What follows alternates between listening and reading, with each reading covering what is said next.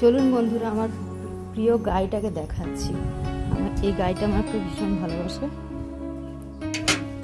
দেখুন এই গাইটা, ওকে আমি খাবার দিই, তাই আমার কাছে আসে।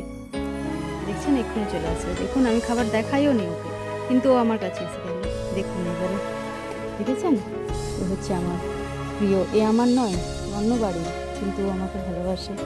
কিন্তু মানুষ ভালোবাসে না আমাকে।